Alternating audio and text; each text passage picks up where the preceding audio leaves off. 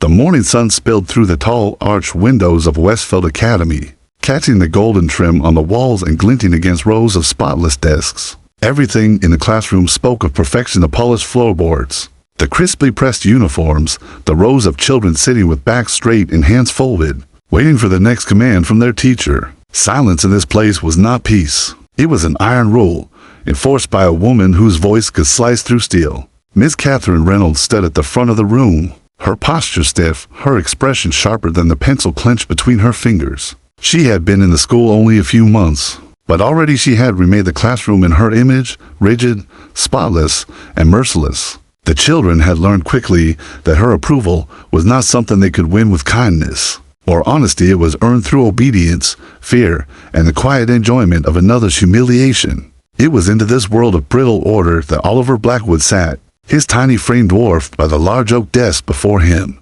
6 years old, his sandy hair fell into wide brown eyes that never quite lifted from the wood grain beneath his fingers. He wanted to disappear into it, to dissolve into the swirls of pattern that seemed safer than the 30 pairs of eyes darting toward him. His right pant leg, pinned neatly at the knee, was folded flat where his missing limb should have been. His father's carefully crafted prosthetic, the one that made him feel almost normal, lay in pieces inside his backpack, shattered that morning in what Miss Reynolds had called an unfortunate accident. Oliver knew better. He had seen the cold flicker in her eyes when it slipped from her hand and clattered down the marble steps, pieces scattering like bones across the floor. Her apology had been a hiss, spoken through a smile that never reached her eyes. And now, sitting in the sterile silence of her classroom, Oliver felt the weight of her gaze on him like the edge of a knife. "Mr. Blackwood," she said suddenly, her voice ringing out, breaking the silence with a cruel finality.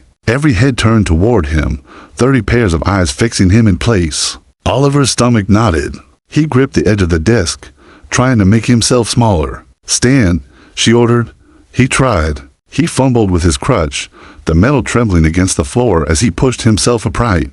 His arms shook, his face flushed with the effort of balancing. A giggle bubbled from the back of the room, quickly swallowed in the tense hush. "Pathetic," Ms. Reynolds said, the word soft but cutting.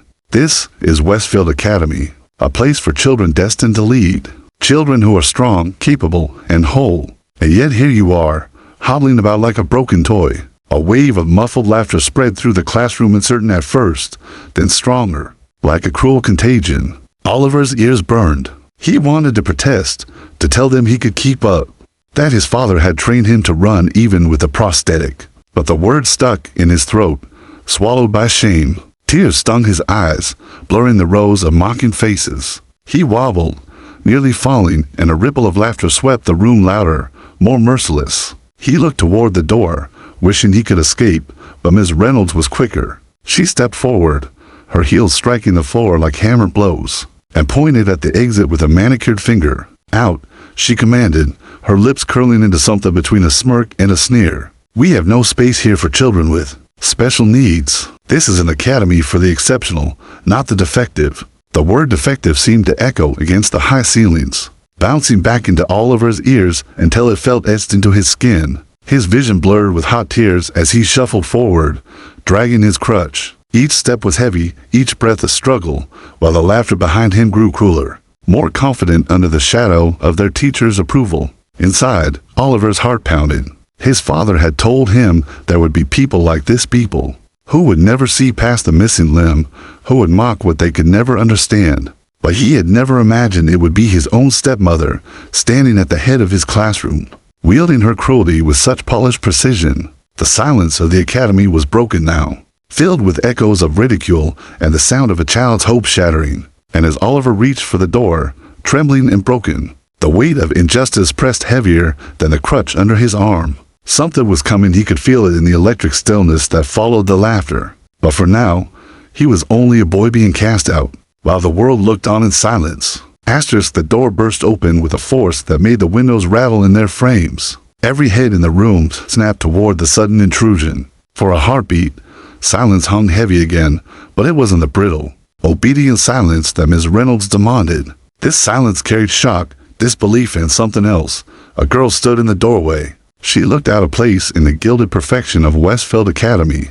Barefoot, her feet smudged with city dust, Her clothes several sizes too large and patched in places where the fabric had long given out. She seemed more like a ghost pulled from the streets than a child who belonged among polished desks and spotless uniforms. Her hair was wild and tangled, her cheeks flushed with the cold morning air. But her eyes blazed. Oliver froze mid-step, one hand gripping the doorframe for balance. He blinked at the girl, uncertain if she was real or some trick of his desperate imagination. But then she moved, stepping past him into the classroom with a defiance so fierce it pulled the air out of the room. "Leave him alone."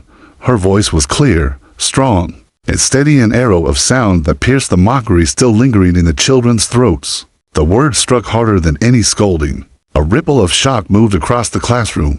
No one had ever challenged Ms. Reynolds before. Teachers at Westfield were feared like royalty, untouchable, unquestioned. Yet here stood a barefoot stranger, ragged and trembling with fury, speaking to her as though she were nothing more than a bully caught in the act. Ms. Reynolds blinked, caught off guard for the briefest moment. Then her lips twisted into a smile so sharp it looked painful. "And just who?" she asked, voice dripping with contempt. "Are you?" The girl squared her thin shoulders. "My name is Lily." Her chin lifted, though she was barely tall enough to reach the chest of the nearest student. "And you're being mean to him for no reason." A murmur rippled through the rows of children. Some gasped. Others stared at Lily with wide-eyed fascination, like they were watching an accident about to happen. Oliver's breath caught. For the first time since the morning began, he felt something other than fear. He felt awe. Ms. Reynolds' eyes narrowed, the mask of composure slipping just enough to reveal her irritation. "You don't belong here. You are not a student of Westfield Academy. You are not even dressed properly. You are nothing but an intruder. I belong here more than you do." Lily shot back, her voice quivering but unbroken. "At least I know how to be kind." The room erupted not in laughter this time, but in hushed whispers, a current of disbelief and wonder. Oliver's heart hammered in his chest. He wanted to tell Lily to run, to get out before Ms. Reynolds destroyed her the way she was destroying him. But he couldn't find the words. Ms. Reynolds' face darkened, her control slipping like glass cracking under pressure. "Security," she snapped, her voice shrill. She strode toward the door, heels clacking like gunfire against the polished floor. "We have a trespasser." But Lily didn't move. She planted herself firmly between Oliver and Ms. Reynolds, her arms spread as if her small, weary frame could shield him. Her bare toes curled against the cold floor, but her stance was unyielding. "You'll have to go through me first," she said. The children leaned forward, breathless, torn between terror and exhilaration. Never in their short, privileged lives had they seen anything like this one child defying a teacher, defying the order of the academy itself. Ms. Reynolds halted mid-step, a flicker of disbelief breaking through her fury. She stared at Lily, as though trying to decipher how a scrap of a girl from the streets could stand so tall in the face of power. "Foolish child," she sneered at last. "You think courage makes you strong? Courage without power is nothing." But the tremor in her voice betrayed her. Somewhere deep inside, Ms. Reynolds recognized that she was no longer in control of the room. Oliver's tears slowed, his wide eyes locked on the girl who stood for him when no one else would. His chest tightened, a fragile seed of hope flickering to life. And then before the tension could snap, the sound of heavy footsteps echoed down the hallway. Not the rushed shuffle of children, nor the brisk clip of teachers, but deliberate, thunderous steps that made the very walls shudder. Every face turned toward the door again, waiting for the figure that would appear. Even Ms. Reynolds faltered, her smirk vanishing into a thin line. Lily didn't turn. She stood unmoving, her body a shield, her eyes locked on the woman who had humiliated Oliver. And then he appeared, the doorway filled with the towering frame of Nathan Blackwood, billionaire magnate, father of the trembling boy, and a man whose presence could silence boardrooms with a single glance. His eyes swept the scene, the barefoot girl standing tall, his son clinging to the doorframe, and his new wife standing pale and furious at the front of the class. "Daddy," Oliver whispered, his voice breaking with relief. Nathan's jaw tightened. His gaze landed on Catherine Reynolds, and in that gaze burned a storm. He had heard everything. The air seemed to freeze when Nathan Blackwood stepped into the classroom. At 6'4", with broad shoulders and a presence that seemed to bend the very space around him. He was a man who could command attention without a single word. But it wasn't his height or his wealth that stole the breath from the room. It was his eyes-piercing, storm-dark eyes that swept across the children, lingered on his trembling son, and finally locked onto his wife. "Daddy," Oliver whispered again, louder this time, as though the word itself could anchor him. Nathan's hard expression softened for just a flicker when he saw his son's tear-streaked cheeks and the broken crutch shaking beneath his small arms. He moved with deliberate calm, kneeling down until his towering frame folded to meet Oliver at eye level. His large hand, warm and steady, came to rest gently on the boy's shoulder. "Are you all right, son?" Oliver nodded shakily, though his lips still trembled. But his eyes didn't leave the girl who stood protectively in front of him. Lily, ragged and barefoot, still held her ground, her chin tilted upward, daring the world not to crush her. Nathan followed his son's gaze and studied her for the first time, and what he saw puzzled him. This wasn't just defiance, it was something fiercer, something raw, like a soldier refusing to abandon a battlefield. For all her poverty, for all her smallness, Lily stood taller in that moment than anyone else in the room. "And you must be Lily," Nathan said, his voice gentler now, yet threaded with steel. "Thank you for protecting my boy." For the first time since bursting into the room, Lily faltered. Her lips parted, and for a heartbeat the fire in her eyes dimmed, replaced by something more fragile: relief. "Someone had to," she whispered. That single line cut through Nathan's chest sharper than any blade. Someone had to. The implication struck him. None of Oliver's classmates, none of the teachers, none of the adults, no one had stepped forward. Only this girl, who had nothing, had found the courage. He rose slowly, turning his gaze back to the front of the classroom. Catherine was pale, though her carefully painted smile clung desperately to her lips. She smoothed her skirt, the picture of composure, but the tremor in her fingers betrayed her. "Nathan," she began, voice high and falsely sweet. I heard everything." "Catherine," Nathan cut in, his tone dangerously quiet, the kind of quiet that preceded storms. Every single word. No one moved. Even the children seemed frozen, the earlier giggle swallowed into a suffocating silence. Catherine tried again, her voice wobbling despite her attempt at charm. "You don't understand. I was protecting the other children. Oliver, he struggles. He slows them down. I was only thinking of their future. Enough." Nathan's voice cracked like thunder, low but commanding. The windows themselves seemed to shiver with it. Oliver flinched, but Lily didn't. She kept her position at his side, her small hand hovering near his as if ready to catch him should he stumble again. Nathan noticed, and his gaze softened momentarily before hardening once more as it fell back on Catherine. "You humiliated my son," he said, enunciating each word with the precision of a man used to dictating contracts worth billions. "You broke what I gave him, and then you cast him aside like he was less than human." Catherine's mask cracked. "You can't speak to me like this in front of the children. You'll ruin my authority." "Authority?" Nathan's laugh was cold, humorless. "What you call authority, I call cruelty. What you call discipline, I call destruction. And you," he took a step closer, his voice dropping to a deadly whisper, "you call yourself his mother."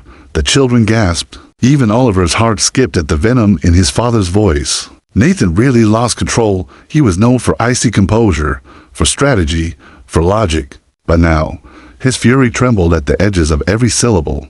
Catherine's eyes darted toward the children, toward the door, toward anything that might rescue her from the truth that was unraveling before her. "You don't know what it's like," she hissed, "to raise a broken boy, to be burdened with his weakness." Enough. This time, Nathan's voice roared. It wasn't just thunder, it was an earthquake. Oliver flinched again, but then, slowly, he reached for Lily's hand. She took it instantly, squeezing back. The gesture was so small, so simple, yet it ignited something in Nathan's chest that Catherine's cruelty could never extinguish. Nathan straightened to his full height, his shadow falling long across the polished floor. "I will never," he said, his voice like stone, "allow anyone, wife, teacher, stranger, or foe to treat my son as less than whole. Not while I breathe." The room fell utterly silent. Even the ticking clock seemed to hesitate. Catherine stood rigid, lips pressed thin. The color drained from her face. For the first time, the woman who had wielded fear like a weapon found herself powerless. And somewhere in the corner, unseen by all but Oliver, Lily's eyes shimmered with something unspoken. Not victory, not pride, something heavier. Something that hinted at secrets not yet told. It was then, in that fragile silence, that Oliver realized this battle was only the beginning. Asterisk, the silence in the classroom stretched, taut as a wire. Catherine's painted smile had shattered into something brittle, her eyes darting like a trapped animal's. Nathan stood motionless, his shadow long and dark across the polished floor, while 30 children held their breath, their young minds struggling to process what they had just witnessed. And in the middle of it all stood Lily, still holding Oliver's hand. The contrast was almost surreal, her tiny frame, ragged dress, and dirt-smudged skin standing side by side with Oliver's neatly pressed uniform and trembling crutch. Yet in that moment, she looked stronger than anyone else in the room. Nathan's gaze softened as he looked down at her again. "You shouldn't have had to do this," he said quietly. "You're just a child." Lily's jaw tightened. So is he. She tipped her chin toward Oliver, who blinked at her, astonished. But nobody else cared. The words sliced through Nathan more deeply than Catherine's shrill cruelty ever could. He studied Lily more closely now. The torn seams of her dress, the way her ribs pressed faintly against the fabric, the faint bruise darkening near her elbow. Not the marks of a careless fall, no. These were the fingerprints of hardship, of a life where hunger and danger were daily companions. Nathan straightened. "Where are your parents, Lily?"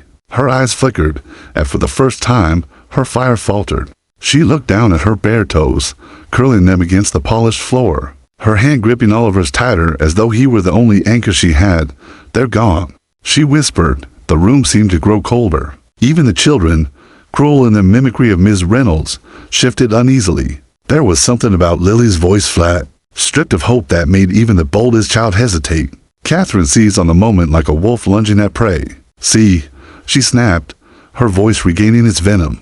"She doesn't belong here. She's a vagrant, a stray from the streets. She broke into this academy, into my classroom, and you," her eyes cut toward Nathan, gleaming with spite, "you praise her for it?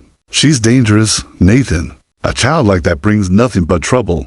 Oliver's small voice rose, shaking but firm. "She's not dangerous. She's the only one who helped me." The declaration rang out, fragile but unyielding. He clung to Lily's hand as though letting go would mean losing the only sliver of dignity he had left. Asterisk, Nathan turned back to Lily. "Tell me," he said, more gently now, "what happened to your parents?" Her lips trembled. For a long moment she didn't speak, and the silence stretched so thin it threatened to snap.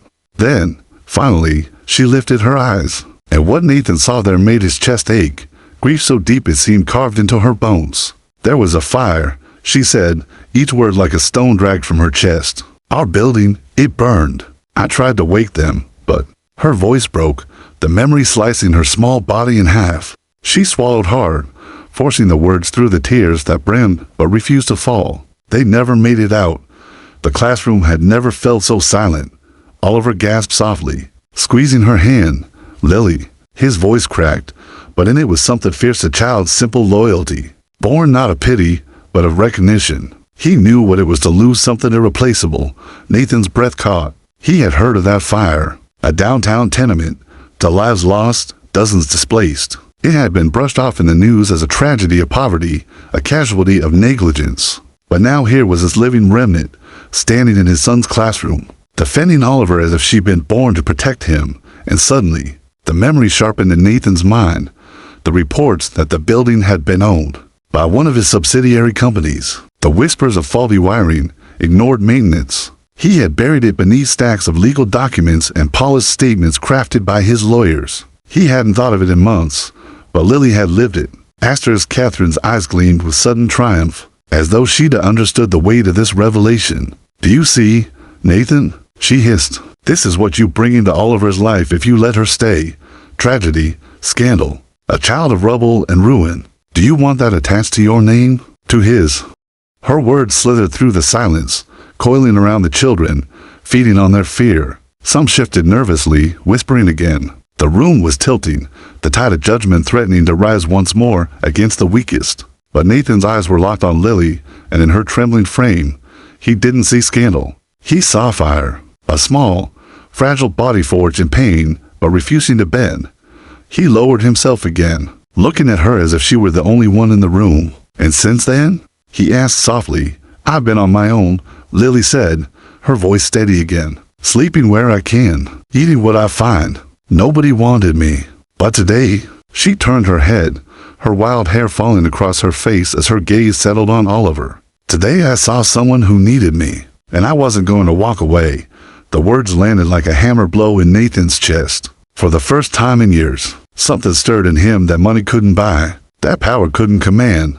The raw sting of shame. The empire he had built had left cracks wide enough for children to fall through. And now one of them stood before him, protecting the only thing he had left in the world, his son. The silence in the classroom thickened again, but this time it wasn't brittle. It was heavy, weighted with truths too large for the walls to contain. Dot and Catherine, sensing her control slipping once more, prepared to strike with the only weapon she had left. Asterisk, the bell should have rung minutes ago. But no one moved. The classroom felt like a stage suspended in time. Every child frozen in their seat, their eyes darting between the barefoot girl, the trembling boy, the billionaire father, and the teacher whose carefully constructed mask was beginning to crack. Catherine Reynolds smoothed her skirt with trembling fingers, but when she lifted her chin, her eyes gleamed with renewed malice. She had been cornered, yes, but Catherine had not married Nathan Blackwood without learning how to survive. If fear would not bend the room back to her will, manipulation would.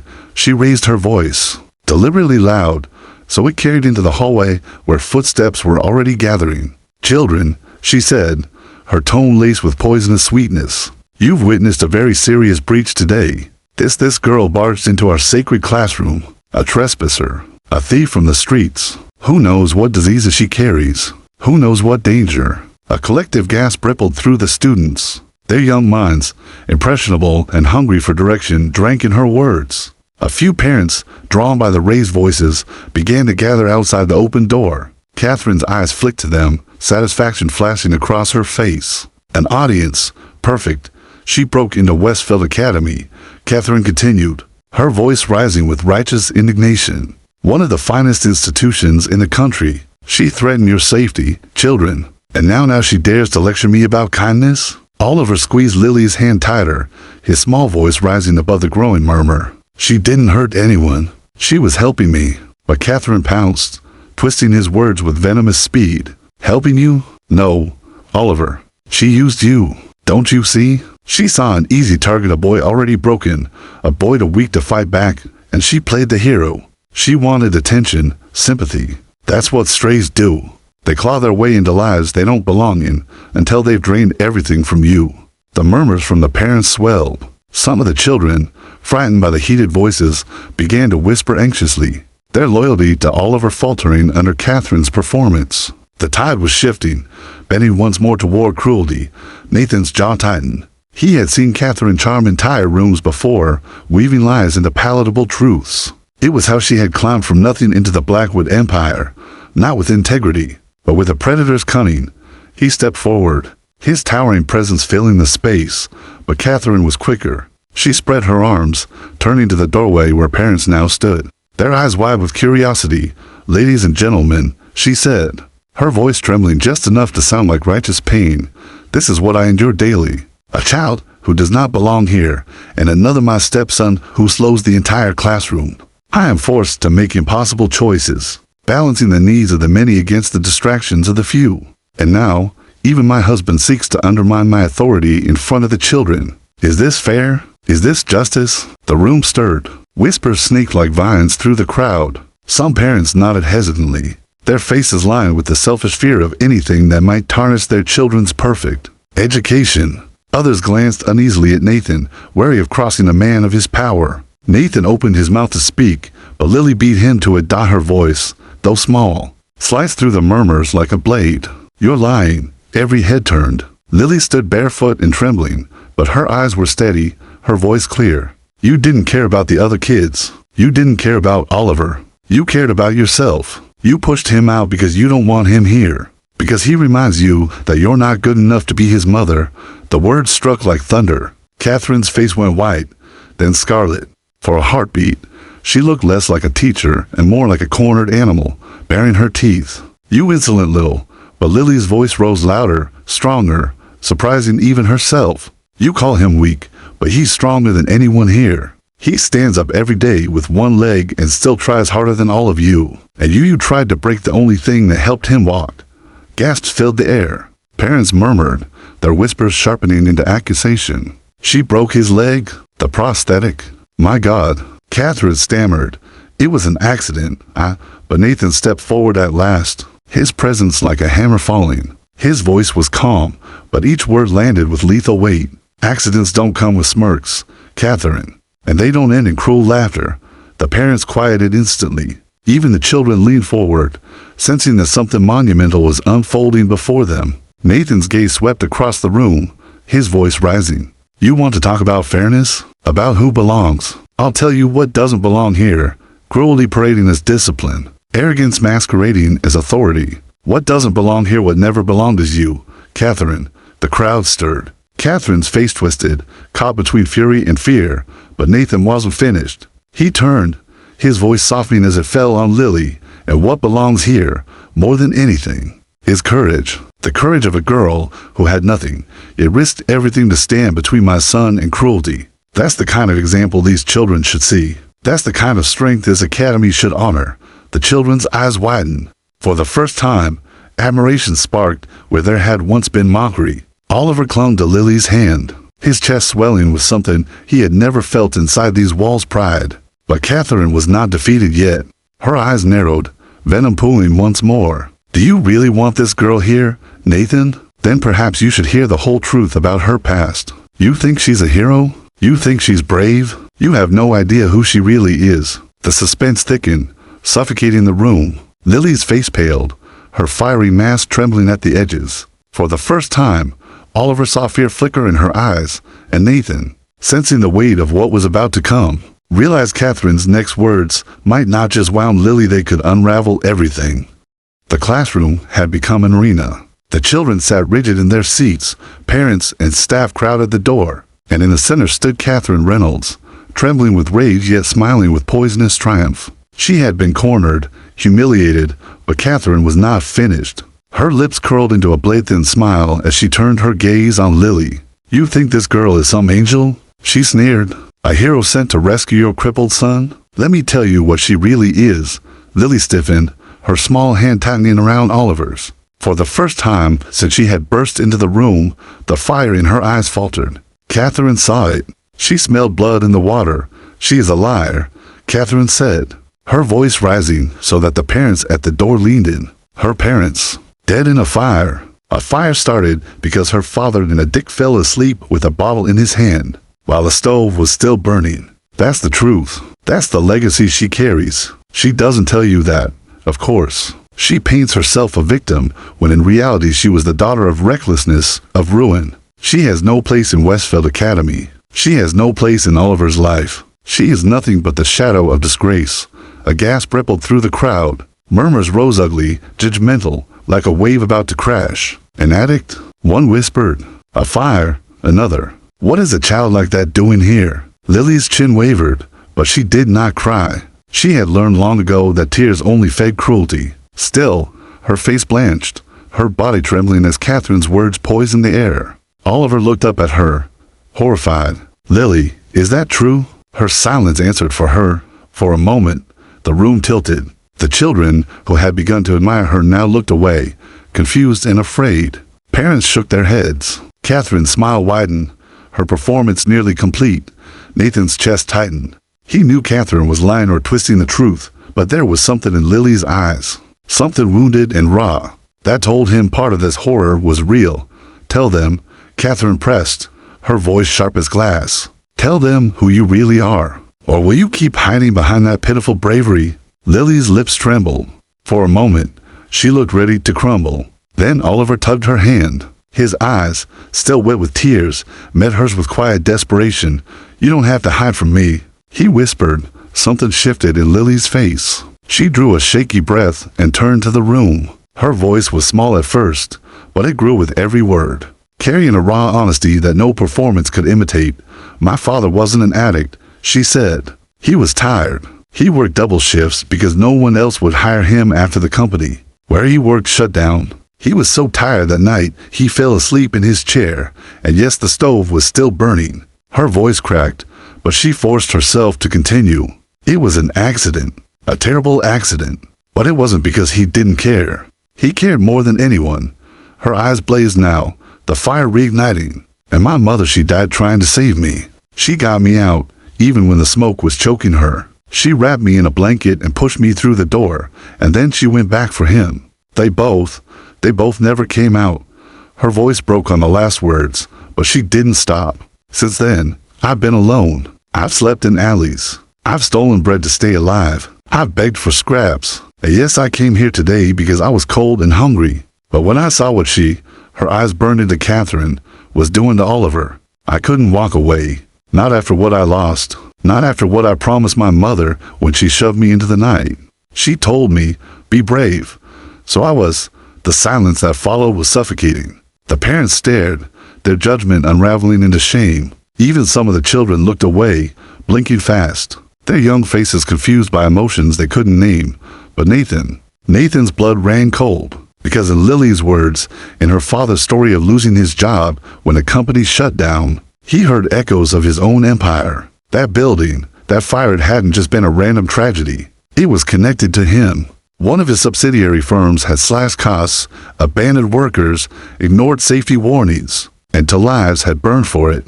His empire had killed Lily's parents. The realization struck him like a thunderclap, though he kept his face composed. He couldn't speak, not yet. Not with Catherine still circling like a vulture. Catherine clapped her hands once, sharp as a whip. There you have it, she cried. A stray child of fire and disgrace. And you, she whirled on Nathan, venom dripping from every syllable, would drag her into your home? Into Oliver's life? Into our family? Do you know what the press will say when they discover this? When they discover that the Blackwood fortune, the Blackwood name has been tainted by a girl from the ashes. Her words struck like daggers, cutting into the room. The parents stirred again, fear and self-preservation fighting against the shame Lily's story had planted in their hearts. Oliver's small voice rose, fierce despite its tremor. I don't care about her past. She saved me. She's my friend. But Catherine sneered. Friendship doesn't erase filth. Sympathy doesn't change blood. She is broken, just like you. And together, you'll drag each other down. The cruelty of the words was a blade against Oliver's heart. He blinked rapidly, his body trembling. But then Lily knelt beside him, pulling him close. Her voice, though shaking, was iron. We're not broken, she whispered, loud enough for the room to hear. We're survivors. The word hung in the air like a spark.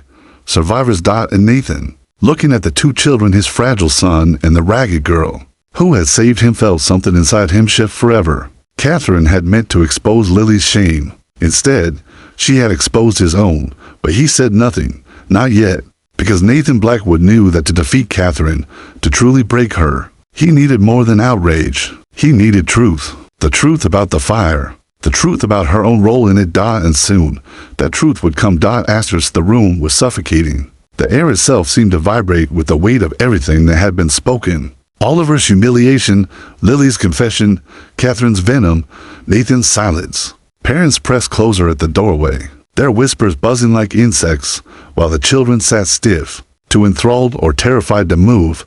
And in the center, Catherine Reynolds stood tall, her lips twisted into the cruelest of smiles. She believed she had won. She had dragged Lily's scars into the open, poisoned Oliver's pride, and forced Nathan into silence. In her mind, the battle was over, but Nathan Blackwood was not silent because he was defeated. He was silent because he was waiting. Survivors, Lily's voice still echoed, fragile but unyielding. She clutched Oliver's hand, her shoulders squared even as her knees trembled. That one word had cracked something in the air, shifted the current of judgment that Catherine had tried to command. But the tide was not yet fully turned.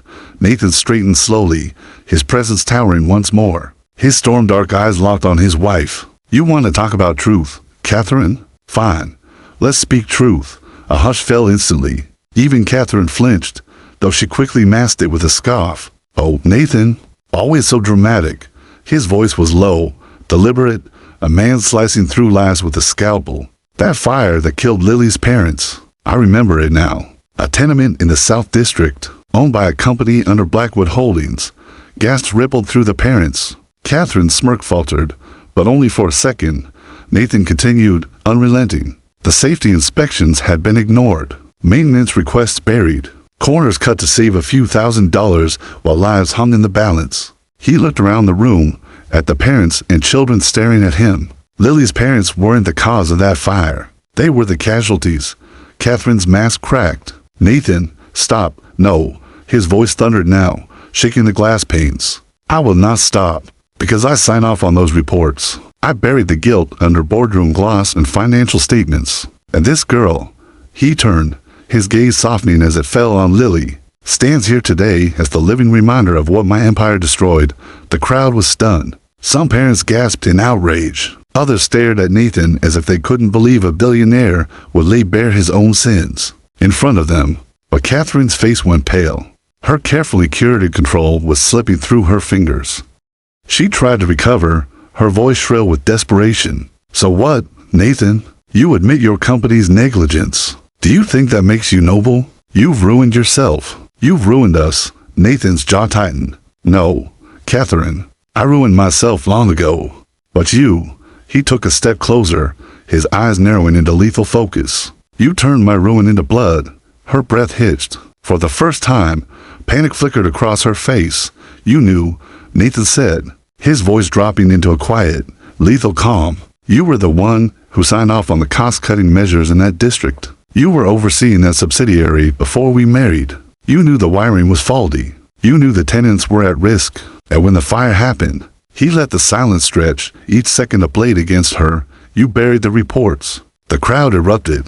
Parents shouted. Whispers turned into accusations. The children stared wide-eyed, their innocent world cracking under the revelation. Catherine staggered back, her facade crumbling. That's a lie. You can't prove. But Nathan's hand lifted. Holding up a sleek tablet, one of his aides had slipped into the room when the commotion began. The screen glowed with scanned documents, reports with her signature. Maintenance requests denied. Safety warnings dismissed. Catherine Reynolds' name sprawled across every line. Proof enough? Nathan's voice cut like iron. Catherine's face drained of all color. For the first time since stepping into the classroom, she looked small, pathetic. Lily's eyes widened, horror and vindication clashing in her young face. Oliver clung to her hand, his trembling replaced by a new kind of strength, pride in her, pride in himself. The parents turned, their whispers now sharp and damning. She signed them. She's responsible. Children died because of her decisions. Catherine backed away, her hands shaking. Nathan, please. I only did what was necessary. It was business. Just business. Business. Nathan's voice was low, dangerous. The lives burned for your business. A child was left to wander the streets alone. And today, you tried to break another child, my child, to cement your place at my side. He stepped forward, his shadow swallowing hers. You will never stand at my side again. The words struck like a hammer. Catherine's face twisted, rage and desperation colliding. She lunged toward Nathan, her voice shrieking. You'll regret this. Without me, you're nothing. Do you hear me? Nothing. But her screams only echoed hollow in the room that had turned against her. The security guards, summoned by the chaos, appeared at the door. Nathan's nod was enough. Catherine Reynolds was escorted out, her shrill protests fading down the hall, leaving behind only silence and the ruin of her lies. For a long moment, no one moved. Then Nathan turned, his eyes falling on Lily and Oliver. The billionaire who once believed himself untouchable knelt, lowering himself not just to his son's level, but to Lily's as well. I cannot undo what was done, he said softly. His voice, stripped of its usual steel, trembled with something rare, humility. But I will not ignore it anymore. Lily, you are no stray. You are no disgrace. You are the bravest child I've ever met. And if you'll let me, his voice broke, but he pressed on. I would be honored to give you a home. Lily's eyes widened, tears breaking free at last. She clutched Oliver's hand tighter, her small frame shuddering under the weight of a promise she had never dreamed of hearing. Oliver's face lit up, the pain of the day melting into something fierce and bright. See, Lily? He whispered, his voice cracking with joy. You're my sister now. The children in the classroom watched in stunned silence. Their world forever changed. The parents at the door shifted uncomfortably, their own hypocrisies exposed. But in that moment, none of it mattered. What mattered was the boy with one leg, the girl from the ashes, and the father who finally saw the truth. They were survivors, and together, they would rise.